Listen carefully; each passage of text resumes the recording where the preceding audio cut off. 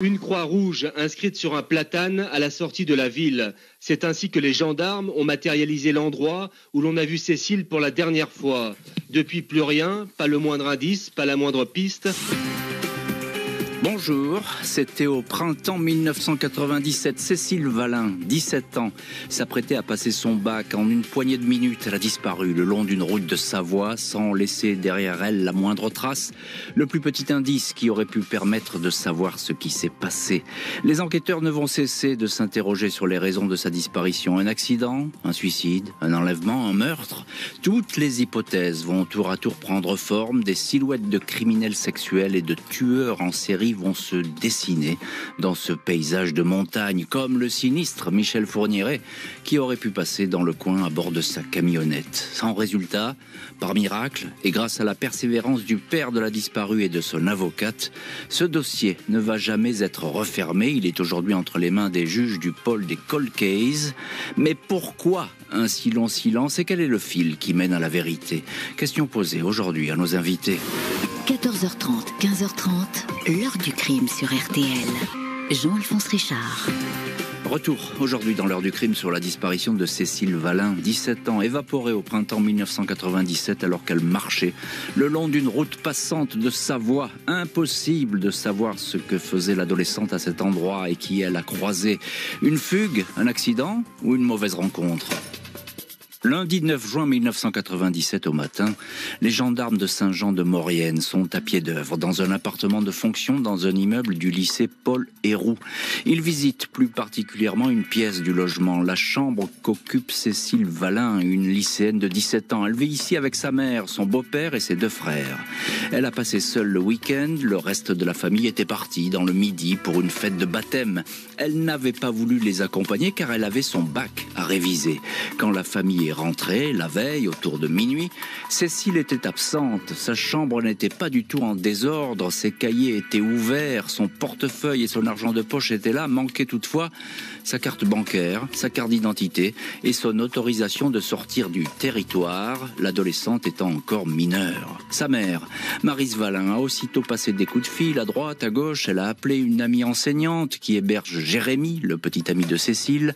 Elle n'a trouvé sa fille nulle part. Maryse Valin a fini par alerter les gendarmes. Ces derniers n'écartent pas une fugue, mais ils sont loin d'en être convaincus, car Cécile est une fille sérieuse, entourée d'amis, proche de sa famille. Elle a réussi son bac blanc et rêvait de devenir prof de gym, très liée à son père, Jonathan Oliver, un Britannique qui vit en Normandie. Ce lundi, quand j'ai appelé pour avoir des nouvelles de Cécile et que Maryse m'a répondu que la maison était pleine de gendarmes, je me suis effondré, va raconter Jérémy Oliver à l'Obs.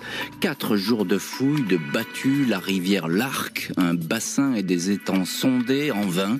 13 juin, le procureur d'Albertville ouvre une enquête pour enlèvement de mineurs. Le juge d'instruction Serge Beugnon et les gendarmes s'attachent à reconstituer le week-end et les dernières heures de la disparue. Ils savent que le samedi après-midi, elle a invité 4 copains de lycée, Sébastien, Karim, Mathias, Benoît, à la rejoindre au lycée pour s'amuser sur le mur d'escalade. Cécile et les garçons ont ensuite rejoint l'appartement. Ils y ont passé la soirée, ils ont mangé, bu quelques bières et regardé le film Phénomène avec John Travolta. L'adolescente n'avait pas demandé l'autorisation à sa mère pour cette soirée qui s'est terminée à 3h du matin. Ce dimanche, 10h45, Cécile appelle sa grande sœur, Chloé, mais celle-ci est absente. Elle laisse un message banal sur le répondeur. À 16h45, elle joint Sandrine, sa meilleure copine. Elle lui raconte sa soirée. Elle lui dit que Jérémy, son petit ami, n'était pas là et qu'elle a flirté avec un autre garçon de la bande. Elle culpabilise un petit peu, mais elle n'est pas effondrée. À 17h18, elle téléphone à son père en Normandie. 6 minutes et 12 secondes de conversation. Elle évoque la soirée dans l'appartement, avouant qu'elle est ennuyée de ne pas avoir prévenu sa mère. Jonathan Oliver la rassure, rien de grave. Il lui a simplement conseillé de se concentrer sur la révision de son bac. Cécile répond qu'elle s'y met tout de suite, mais elle va quitter l'appartement. Ce même dimanche, Cécile Valin est aperçue vers 18h dans Saint-Jean-de-Maurienne, puis une amie du lycée, Myriam, assure l'avoir vue marcher le long de la route qui conduit au chantier de l'autoroute, la départementale 906. Elle portait un t-shirt clair, un pantalon noir. Un de ses professeurs a également reconnu sur le bord de la route cette silhouette sportive, cheveux courts châtains, à hauteur de Pont-à-Mafray, à environ 5 km de chez elle. Des témoins la décrivent un peu perdue et même en train de pleurer. À 18h45, la silhouette se dissout dans le paysage. Elle s'est envolée comme dans un nuage de fumée, mais quelqu'un sait où elle est, va raconter son père.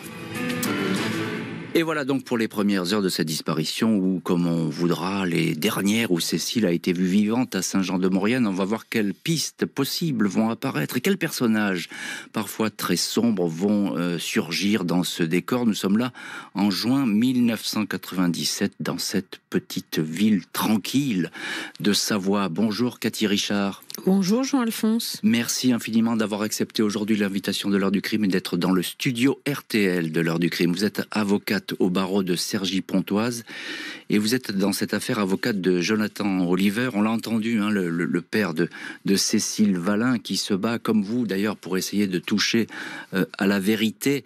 Et vous êtes l'avocate, j'ai envie de dire, historique dans cette affaire. Vous la connaissez très bien et vous la suivez avec passion depuis le début ou presque.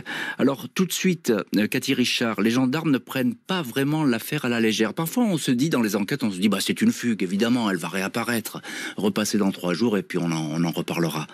Là, c'est pas du tout l'état d'esprit des gendarmes. Non, c'est vrai que tout de suite, on sait que quelque chose de grave s'est passé et immédiatement, il y a des recherches débattues, des chiens, des hélicoptères, un hélicoptère. Donc on voit que tout de suite, la disparition de Cécile est prise au sérieux. Et quand je dis tout de suite, c'est pas à minuit, c'est quand même le lendemain matin. Mais oui, ça va très vite. Oui, ça va. Non mais alors, si vous voulez, il y a 2 choses. Au regard d'une enquête classique, ça va très vite. Au regard d'une, entre guillemets, disparition de mineurs de 17 ans, ça va très vite. Parce que c'est vrai que on a pour habitude de répondre aux parents d'enfants de 17 ans, « Ah, mais c'est une fugue, mais attendez, elle va revenir, elle a un petit copain. » Voilà. Ça, c'est vrai. C'est vrai qu'à ce regard-là, ça a été très vite, en tout cas, immédiatement, sa disparition a été prise au sérieux.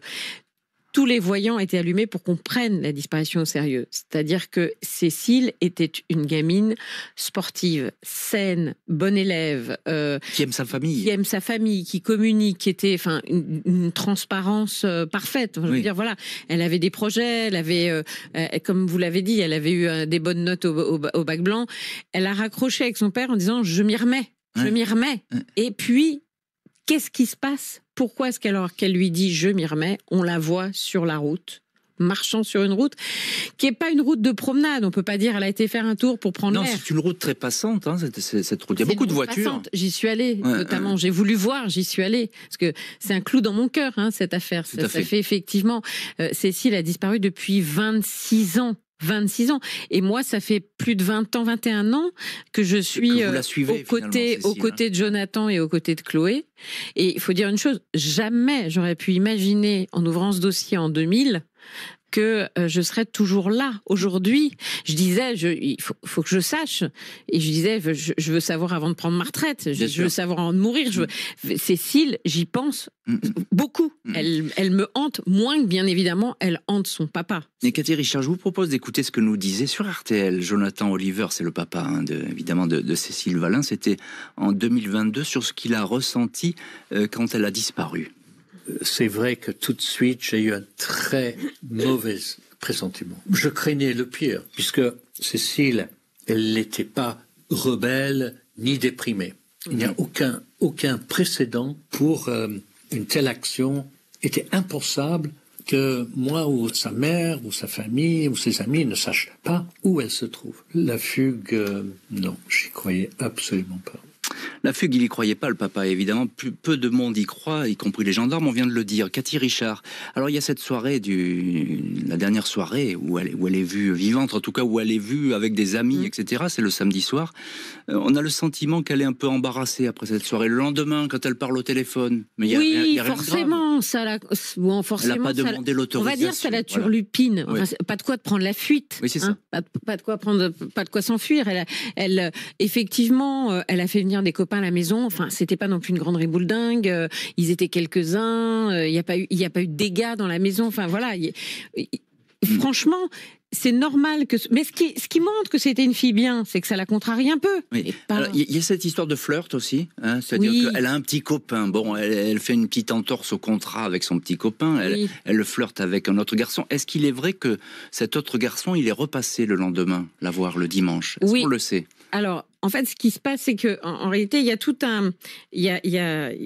On est à Saint-Jean-de-Maurienne, je veux dire, on n'est pas en région parisienne, donc ces bandes de jeunes, entre guillemets, ils se connaissent tous entre eux. Ils sont très proches les uns des autres. Voilà, ils sont très proches les uns des autres, et ils se connaissent tous entre eux. Après, il y en avait un elle avait emprunté un disque, il fallait qu'elle rende le disque, enfin, vous voyez, c'était... Voilà. Et puis, c'est vrai aussi qu'ils avaient en commun, la plupart du temps, cette passion de l'escalade, ce mur d'escalade où on a pu penser qu'elle aurait pu se rendre, parce que ça pouvait être... parce que sur la route, il y a un bout, il y a une via ferrata. Via ferrata, et puis c'est la route là où ils vont grimper, mais elle n'avait pas pris ses chaussons d'escalade. Donc voilà, c'est... En réalité... On peut pas, on n'a pas d'idée. Alors après, on a eu des tuyaux percés, des bons tuyaux, c'est-à-dire effectivement, il y a des gens qui nous disent on l'a vu à tel endroit, à tel endroit. Alors il y a des gens dont on sait que c'est vrai. Est-ce que c'est crédible ou pas, ces témoignages? C'est important parce que c'est la dernière fois qu'on la voit, Cécile. Il y a des gens, on sait que ça colle. D'abord parce qu'il y a des gens qui l'ont vue, qui la connaissent, d'accord.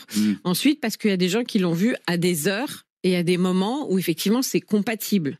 Bon, après, je vous cache pas que dans 26 années de dossiers, il y a des gens qui l'ont vu en Égypte, il y a des gens qui l'ont vu, voilà. On l'a vu un peu partout. Hélas, le cas pour toutes les disparitions. Mais on a tout vérifié. Attention, les juges d'instruction qui se sont succédés dans cette affaire ont tout vérifié. L'adolescente, très sportive, avait-elle décidé de faire une longue marche avant de rentrer? Possible, mais qui a-t-elle pu croiser? Les gendarmes continuent à s'attarder sur ce tronçon d'environ 1,5 km de la départementale 906, là où Cécile Valin a été aperçue vivante pour la dernière fois le dimanche 8 juin en début de soirée.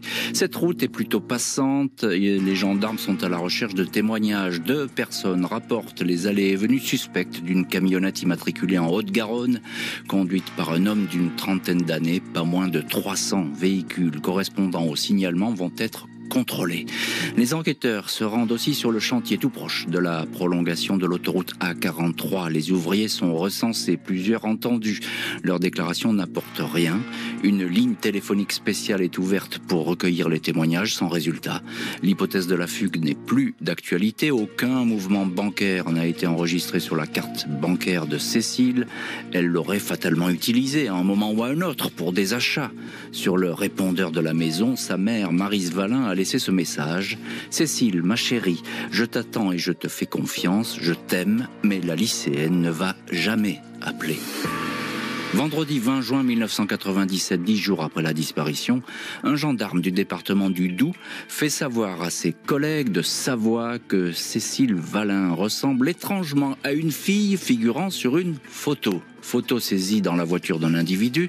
Cet homme, déjà connu de la police, s'appelle Jean-Marc Rézère. Il sera 25 ans plus tard condamné à la perpétuité pour la mort de l'étudiante Sophie Le Tan.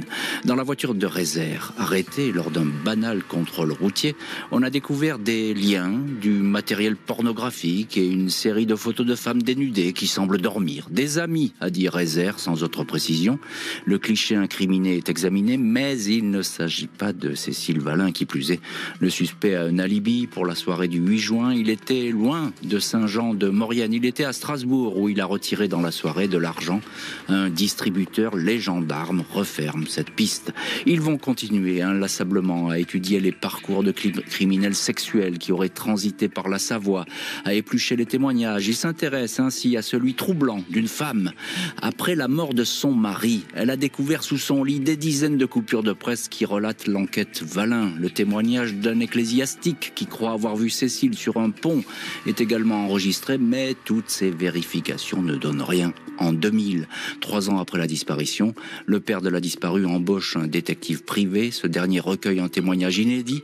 Quelqu'un a vu monter la lycéenne dans une Peugeot 205 rouge immatriculée en Italie, un véhicule qui ne sera jamais identifié. 2003, 6 ans après la disparition, les gendarmes s'intéressent à l'ancien vicaire épiscopal de Savoie et curé de Saint-Jean-de-Maurienne, l'abbé Pierre Dufour. Il a été arrêté pour des viols sur des paroissiens vulnérables, mais aussi sur des petits garçons. Bien que l'abbé Dufour ne compte que des victimes masculines, il est entendu, son emploi du temps examiné, il est mis hors de cause. Malgré ces pistes qui s'effacent les unes après les autres, le père de Cécile continue inlassablement à remuer ciel et terre pour que les recherches ne cessent pas, que les vérifications continuent. Ma première conviction a été qu'il fallait aller chercher un homme et une voiture. Aujourd'hui, l'important est juste de savoir, et je ne sais pas, tous les scénarios sont possibles, indique Jonathan Oliver au journal Le Parisien. Rien, le silence, le néant, c'est effectivement le constat que fait le papa de Cécile, mais aussi les gendarmes qui ont pourtant multiplié les vérifications et qui pensent désormais comme le papa. Tous les scénarios sont possibles. On va voir dans les chapitres suivants que des tueurs en série vont se profiler dans le dossier et que les recherches sur un bout d'autoroute vont être très spectaculaires, mais ce sera pour la suite de l'heure du crime. Revenons à l'enquête avec vous, Cathy Richard. Vous êtes aujourd'hui dans le studio de l'heure du crime. Vous êtes avocate au barreau de Cergy-Pontoise et vous êtes dans cette affaire depuis une vingtaine d'années. L'avocate de Jonathan Oliver, le père de Cécile Valin, qui recherche sa fille, et vous la recherchez avec lui. On a une seule certitude finalement. Là, on est là 2 ans, 3 ans après les faits. Une seule certitude, c'est pas une fugue. Donc, on est vraiment dans quelque chose de criminel. Vous pensez qu'on l'a enlevé sur ce tronçon de route qui fait 1,5 km, Cécile ? On l'a enlevée, ou elle a rencontré quelqu'un qu'elle connaît, ou elle avait rendez-vous avec quelqu'un qu'elle connaît, ou voilà. Vous avez commencé tout à l'heure en disant que toutes les hypothèses vont prendre forme. Et le papa le dit aussi. Et ben moi, je vais vous dire une chose. Aujourd'hui, pour moi, toutes les hypothèses ont toujours forme. C'est-à-dire que vraiment, du plus profond, je n'ai aucune certitude. Au fond de moi, tout est possible. Alors, ce dossier, il compte des centaines. Alors, on a des milliers de pages, bien évidemment, mais quand je dis des centaines, on a les véhicules. Alors, on a des centaines de pages de véhicules fourgons qui ont été blancs. Vérifiés. Ensuite, on a des centaines de pages de véhicules rouges. À chaque fois, tout est vérifié. On fait le tour de tout. L'abbé Dufour, on s'est dit, finalement, alors l'abbé Dufour, c'est le pédophile. Alors, pédophile, oui. Enfin, il n'était pas exclusivement pédophile. Il aimait bien les petits garçons. Voilà, il aimait bien les petits garçons et les hommes, puisque l'abbé Dufour a finalement été condamné par la cour d'assises pour des viols sur des adultes, des hommes adultes, des SDF. Et donc, notamment, dans son mode opératoire, l'abbé Dufour, il recueillait parfois des hommes sur le bord des routes qui pouvaient faire du stop ou autre. Et puis, après, il profitait de leur fragilité, parce que c'était souvent des hommes fragiles ou SDF, etc. Et bon, comme on avait cette histoire de bord de route, que Cécile, magnifique fille, mais avec les cheveux courts, donc peut-être qui pouvait éventuellement avoir un petit côté androgyne, bon, pourquoi pas ? On a évoqué ça. Il faut savoir aussi qu'on n'est pas loin de la frontière italienne, on l'a vu, là où on l'a vu, elle n'était pas loin de ce chantier d'autoroute. Donc j'ai entendu parler qu'on en reparlera tout à l'heure. Donc j'ai entendu dire qu'on en reparlera tout à l'heure. On y reviendra tout à l'heure. Bien sûr. Mais on sait, donc si vous voulez, le problème c'est ça aussi, c'est quand même qu'on est dans un endroit où et les reliefs sont compliqués et aussi les frontières ne sont pas loin. C'est vrai, pas simple. C'est vrai, mais alors il y a quelque chose de détonnant dans cette histoire, c'est que Il y a beaucoup de monde à l'endroit où elle disparaît. Cette route, on l'a dit. On est en plein jour. On est en plein jour. Là, on est au mois de juin, donc effectivement, la journée, les jours sont longs. Il y a beaucoup de voitures qui passent, on l'a dit. Il y a ce chantier. Alors là, on est en week-end, évidemment, le chantier doit être à moitié à l'arrêt. Mais enfin, il y a beaucoup de monde qui circule et qui se rend dans ce coin. C'est étonnant qu'effectivement, il n'y ait pas de témoignage qui puisse dire de l'avoir vu monter dans une voiture, ou etc. Ça, personne n'a vu monter. Voilà, on a des gens qui l'ont vu, ont pensé l'avoir, sont certains de l'avoir vu le long de cette route jusqu'à Pont-à-Mafray, mais en revanche, monter dans une voiture, ça, non. Non. Mais vous voyez, on parle beaucoup de Lina en ce moment, mais c'est vrai que la petite Lina qui a disparu, on a des choses dans le dossier de Lina qu'on n'avait pas et qu'on n'aura jamais. Pour Cécile, c'est la téléphonie, c'est les vidéosurveillances d'ailleurs, c'est-à-dire qu'on ne pouvait pas, même Cécile, on sait qu'a priori il est passé pas loin de la gare, aujourd'hui autour de toutes les gares on a des caméras de vidéosurveillance, on aurait pu avoir la certitude, on pourrait savoir à quelle heure elle est passée, comment, etc. Mais quand même, quand tout à l'heure vous disiez sur 1,5 km, quoi. C'est ça, c'est la Lina, portion 900 mètres, et elle se volatilise. Elle se volatilise. C'est-à-dire qu'effectivement, le problème, c'est que on n'a pas de scène de crime. Vous savez, on peut ressortir des dossiers aujourd'hui parce qu'on avait fait des scellés, etc. Là, on n'a rien, on n'a pas de scellés.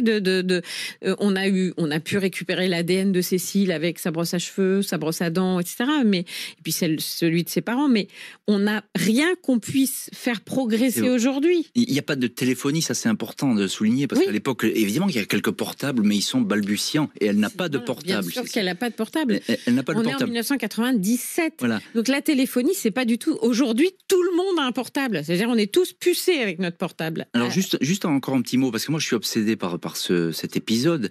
Elle quitte son appartement. Cécile, elle a promis qu'elle révisait son bac. Elle va pas le réviser puisqu'elle va sortir. A priori, elle n'est pas sortie sous la contrainte, l'appartement n'est pas bousculé, on n'a pas entendu de cris, etc. Est-ce qu'on peut imaginer qu'elle est partie de l'appartement avec quelqu'un ? On peut tout qu'elle imaginer. A suivi quelqu'un qui sonne à la porte et qui lui dit viens voir, etc. Jean-Alphonse, on peut tout imaginer. La seule chose, c'est que les gens qui l'ont vu seule. Quand même. Voilà, donc est-ce qu'elle est sortie avec quelqu'un? Est-ce qu'elle est sortie à la demande de quelqu'un?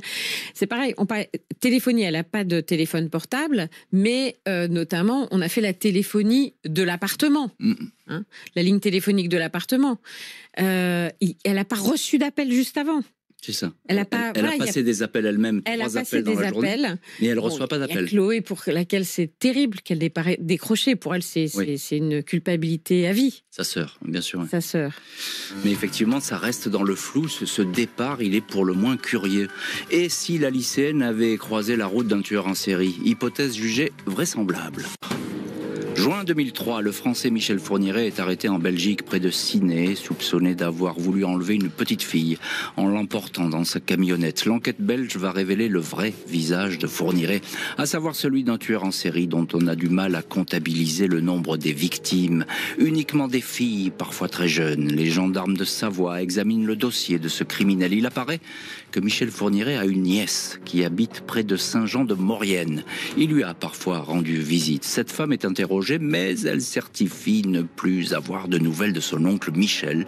Depuis des années, Michel Fourniret et son épouse Monique Olivier sont questionnés. Ils ne font état d'aucun déplacement en Savoie. Des expertises ADN sont conduites dans la camionnette du tueur. J'avais donné aux enquêteurs quelques cheveux de Cécile retrouvés sur une brosse dans sa chambre. C'était terrible, se souvient le père de la disparue. Les analyses ADN ne donnent rien. Fourniret n'est pas incriminé, mais cela ne signifie pas qu'il en est exclu, affirme l'avocate du papa, Cathy Richard. Le parcours d'un autre tueur en série, l'allemand Volker Eckert, est examiné. Ce chauffeur routier a longtemps sillonné toute la façade est de la France. Il faisait monter dans sa cabine des femmes, pour la plupart des prostituées. Aucun lien n'est établi avec la disparition de Cécile Valin. Des pistes restent à explorer, assure maître Cathy Richard. Des années plus tard, elle demandera des vérifications sur le cas d'Yves Chatin. En mai 2022, cet homme avait avoué l'enlèvement et le meurtre commis 36 ans plus tôt d'une jeune mère de famille, Marie-Thérèse Bonfanti, en Isère. Et Cathy Richard, elle est avec nous aujourd'hui dans le studio de l'heure du crime, le studio RTL de l'heure du crime, avocate au barreau de Cergy-Pontoise et évidemment, je l'ai dit, avocate de Jonathan Oliver, c'est le papa de Cécile Valin. Alors Cathy Richard, les enquêteurs ont a priori balayé la piste Fourniret, analyse ADN qui donne rien, témoignage qui donne rien, mais vous continuez à dire, il n'est pas exclu, on peut pas le sortir totalement du dossier.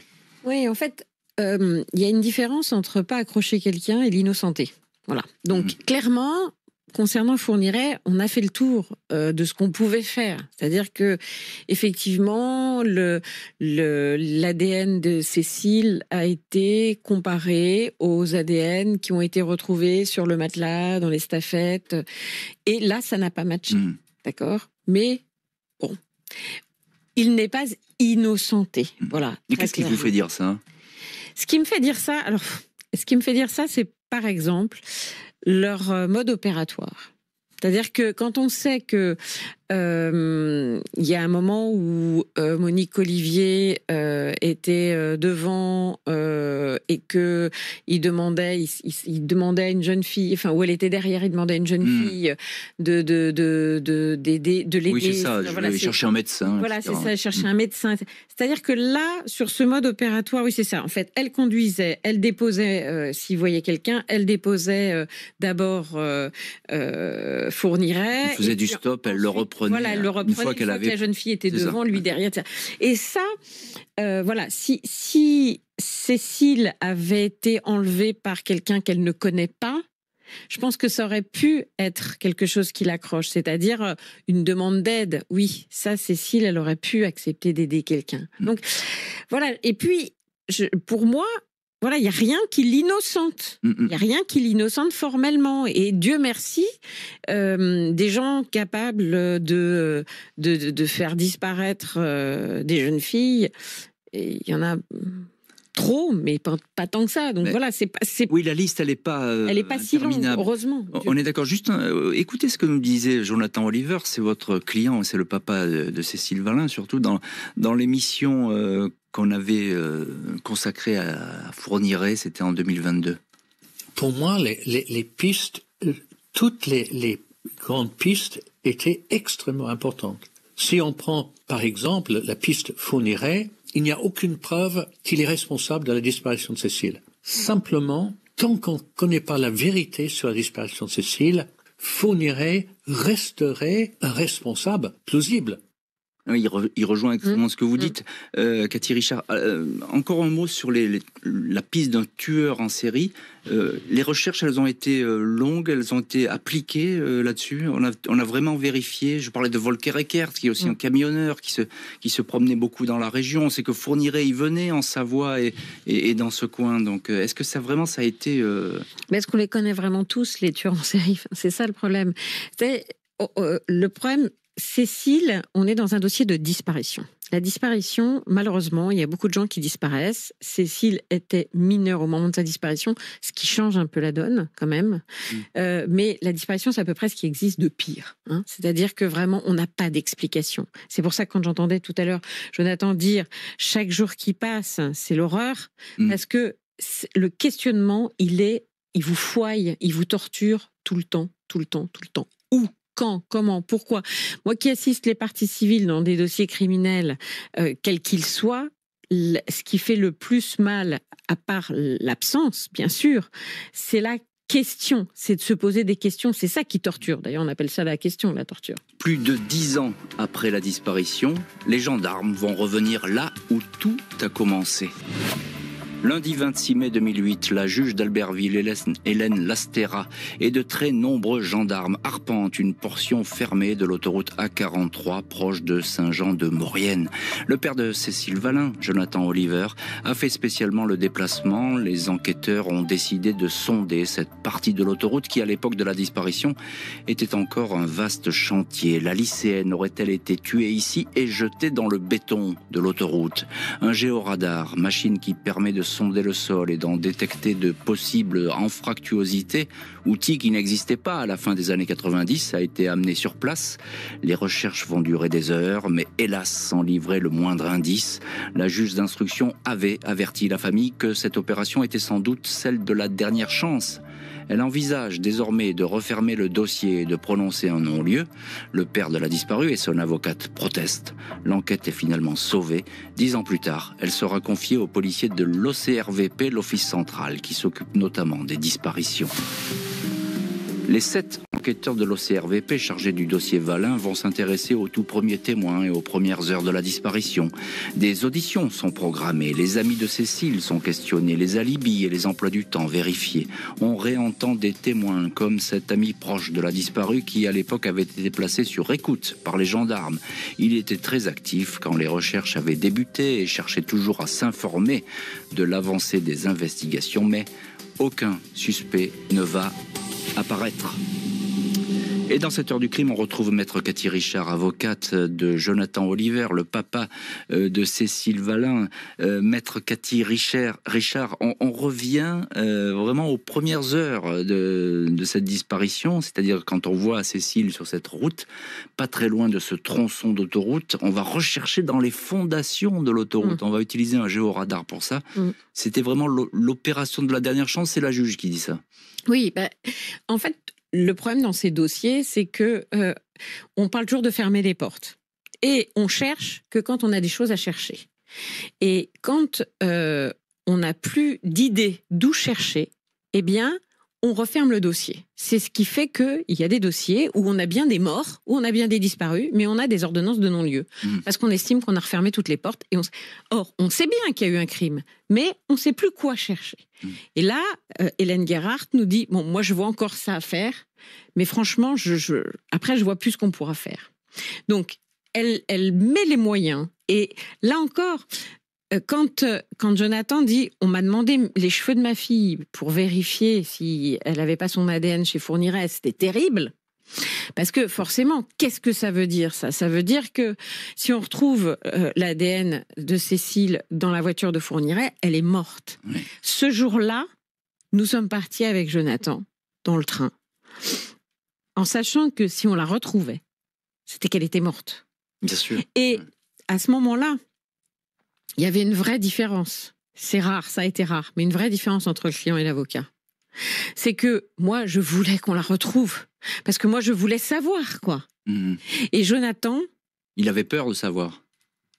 Il n'était pas sûr d'avoir envie qu'on la retrouve. Eh oui, mais on comprend. Il n'était pas sûr d'avoir envie qu'on la retrouve. Même si Jonathan, aujourd'hui, est lucide. Jonathan dit...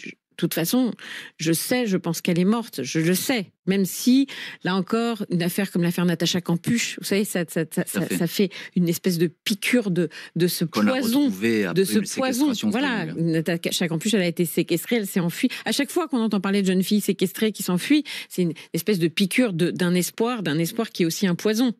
Mais donc, là, on partait avec cette idée de va-t-on savoir ? Et pour lui, là encore, ce côté schizophrénique de « je veux savoir ». Mais qu'est-ce que ça signifie de savoir aujourd'hui ? Et qu'est-ce que je vais trouver, évidemment, ouais. On n'a pas su. On n'a pas su et on ne sait aujourd'hui toujours pas. La seule chose qu'on sait, c'est que quelque part, quelqu'un sait. Donc, l'appel que je fais tout le temps, toujours, et qu'il faut refaire en permanence. Vous avez raison, je dis, vous savez peut-être quelque chose. Quelqu'un de votre famille, quelqu'un de votre entourage, quelqu'un sait peut-être quelque chose. Il s'est passé quelque chose en ce mois de juin 1997. Cécile a disparu. Cécile ne s'est pas évaporée en vérité. Elle s'est évaporée à nos yeux, mais il s'est passé forcément quelque chose.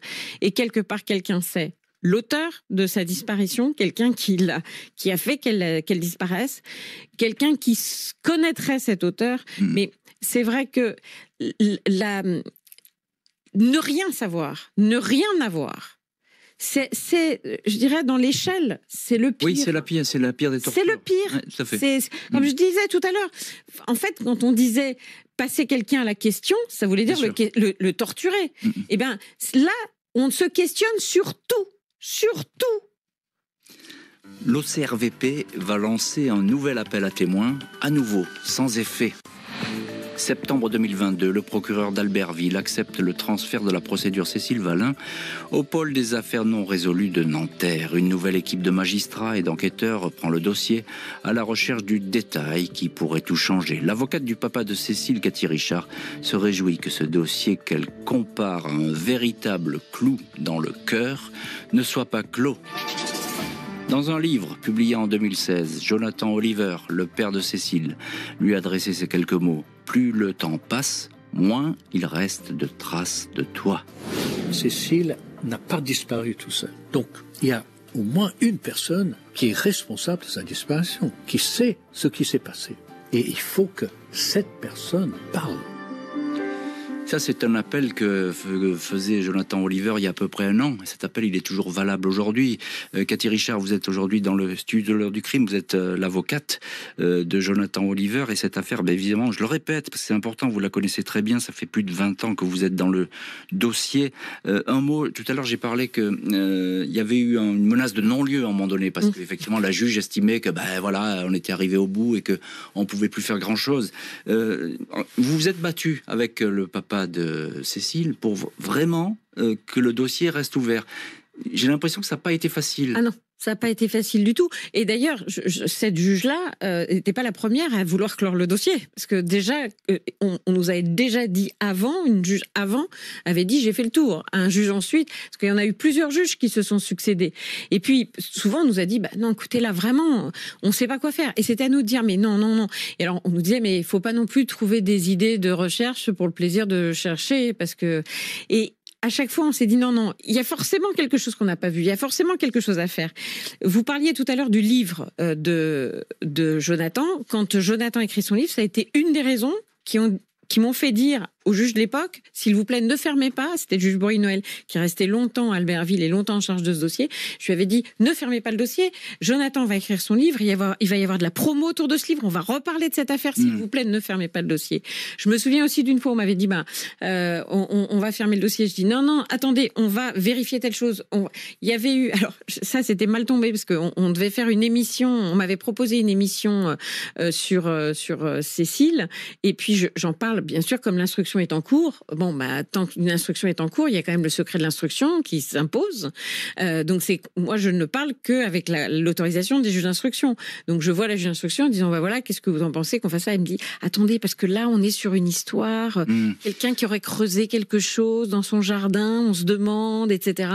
Donc non, le faites pas. Alors on attend que ça on vérifie. Puis vérification, c'était un type qui imaginait qu'il fallait qu'il fasse un abri anti-atomique au fond de son jardin. Mais il n'y avait pas Cécile dedans. Voilà. Et puis, malheureusement, au moment où c'était vérifié, la mission s'était arrêtée. Donc, il a fallu attendre pour faire. Mais si vous voulez, à chaque fois, on a cherché jusqu'au moment où le juge Bory-Noël, qui était, elle, au courant de ce dossier depuis de nombreuses années, a été remplacé à Albertville. Est arrivée à Albertville une nouvelle juge. Ce dossier est tentaculaire, il faut bien imaginer qu'il est énorme. Donc c'était quand même vraiment le moment de dire s'il vous plaît, envoyez ce dossier au cold case, où là, cette cellule, ces juges d'instruction... ils vont pouvoir s'y consacrer et se concentrer sur ce dossier. Mais Cathy Richard, qu'est-ce qui reste selon vous les pistes prioritaires qu'il faut examiner? Alors, vous dites tout est ouvert, mais ça, excusez-moi, c'est un peu facile, Cathy Richard. J'aimerais bien que ce soit facile. Mais selon vous, il faut revoir quoi? Il y a certains témoignages qui ont... Par exemple, est-ce que des témoignages ont attiré votre attention, vous, avec votre œil aiguisé d'avocate? Non, pas plus que d'autres. D'accord. Pas plus que d'autres. Pas plus certains que d'autres. Et clairement, il y a des choses toujours à vérifier. On remet sur le métier notre ouvrage, mais aussi, on découvre, surtout depuis ces dernières années, des gens qui ont sévi, comme le Grélé, par exemple. Oui, c'est ça. Vous voyez, le Grélé. Le Grélé, il a quand même laissé une lettre en disant qu'il n'avait rien fait depuis 1997. Et effectivement... Et or, on ne connaît de lui qu'un dernier dossier, je crois, en 94 ou 95. Et Cécile a disparu en 97. Donc, quand même. Il reste encore des interrogations, c'est ce que vous nous dites. Effectivement, il y a ces pistes qui sont très intéressantes. Je voudrais qu'on termine cette émission avec Jonathan Oliver, le papa, évidemment, de Cécile, qui nous a donné son sentiment sur la désignation du Paul Cold Case dans cette histoire. Peut-être. Je ne saurais pas ce qui s'est passé, ce qui est arrivé avec Cécile. Mais au moins, je n'ai pas cette crainte de la fermeture. Je n'ai pas la garantie qu'on va trouver, mais les conditions sont les meilleures pour retrouver ce qu'elle est devenue. Et on salue évidemment Jonathan Oliver dans cette affaire. Merci beaucoup Cathy Richard d'avoir été aujourd'hui l'invité de l'heure du crime. Merci à l'équipe de l'émission. Rédaction en chef Justine Vignot, préparation Marie Bossard et Priscille de Gueffier. Réalisation Jonathan Griveau.